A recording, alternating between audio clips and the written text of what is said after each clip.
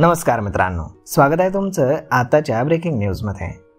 मित्रांनो, महाराष्ट्रातील आणि देशातील दळणवळण व्यवस्था सक्षम बनवण्यासाठी सरकारकडून वेगवेगळे प्रयत्न केले जात आहेत। देशातील कनेक्टिव्हिटी वाढवण्यासाठी रस्ते आणि रेल्वेचे असंख्य प्रकल्प सद्यस्थितीला सुरू आहेत। पुणे नाशिक दरम्यानचा प्रवास वेगवान व्हावा यासाठी या दोन्ही शहरांदरम्यान एक नवीन रेल्वे मार्ग विकसित केला जातोय। खरं तर पुणे आणि नाशिक ही महाराष्ट्रातील सुवर्ण त्रिकोणातील दोन महत्त्वाची शहरं। मात्र असं असतानाही अजूनही पुणे ते नाशिक दरम्यान थेट रेल्वे मार्ग बांधण्यात आलेला नाही। परंतु आता Pune Nashik semi high speed railway प्रकल्प प्रस्तावित करण्यात आलेला आहे।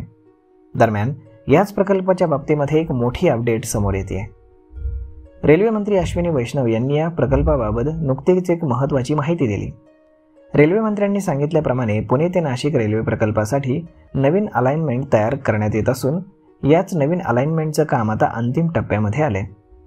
दरम्यान या प्रवासाला महाराष्ट्र सरकारची मंजुरी मिळताच कामाला सुरुवात केली जाईल। या प्रकल्पाबाबत अधिक माहिती देताना रेल्वे मंत्र्यांनी असं सांगितलं की पूर्वीचा प्रस्तावित मार्ग हा खोडद गावाजवळील नारायणगावपासून 15 किलोमीटरवरती जो काही मीटर वेव्ह रेडिओ टेलिस्कोपिक म्हणजेच GMRT आहे याच्या प्रतिबंधित क्षेत्रातून जात होता। या प्रकल्पाजवळील 15 किलोमीटरचं क्षेत्र हे प्रतिबंधात्मक क्षेत्र आहे आणि याच भागातून पूर्वीचा मार्ग हा प्रस्तावित होता। यामुळे जर या भागातून रेल्वे जाईल तर GMRTच्या कार्यक्षमतेवरती परिणाम होण्याची भीती वैज्ञानिकांनी व्यक्त केली होती। दरम्यान याच अनुषंगाने आता आधीच्या प्रस्तावित रेल्वे मार्गामध्ये थोडासा बदल करण्यात आल्याची माहिती रेल्वे मंत्र्यांनी दिली आहे। या अनुषंगाने सध्या या नवीन मार्गाचं अलाइनमेंट तयार केलं जात असून याचं काम आता अंतिम टप्प्यामध्ये आहे आणि हे अलाइनमेंट पूर्ण झाल्यानंतर याबाबतचा प्रस्ताव हा राज्य शासनाकडे मान्यतेसाठी पाठवला जाईल। GMRT बद्दल जर बोलायचं झालं तर ही संस्था 23 देशांच्या सहकार्यानं उभारलेली वैज्ञानिकदृष्ट्या एक महत्त्वाची संस्था आहे। या दरम्यान याच संस्थेमुळे पुणे नाशिक रेल्वे मार्ग हा प्रकल्प आता बदलण्यात एक महत्त्वाचा बदल केलेला आहे।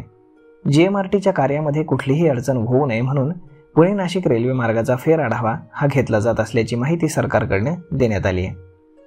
दरम्यान पुणे नाशिक रेल्वे मार्गासाठी जे अलाइनमेंट तयार केले जात आहे त्याचं काम आता अंतिम टप्प्यामध्ये आलेलं असून राज्य सरकारने त्याला मंजुरी दिल्यानंतर आता कामाला सरळ सुरुवात केली जाणार आहे।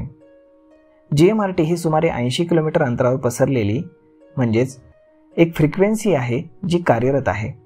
तसेच ही संस्था Tata institute of fundamental research या अंतर्गत नॅशनल सेंटर फॉर रेडिओ ऑक्टोफिजिक्स यांच्याकडून चालवली जाते।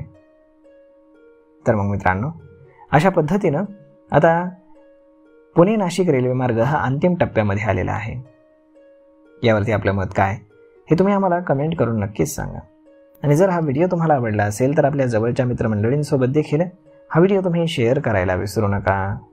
धन्यवाद।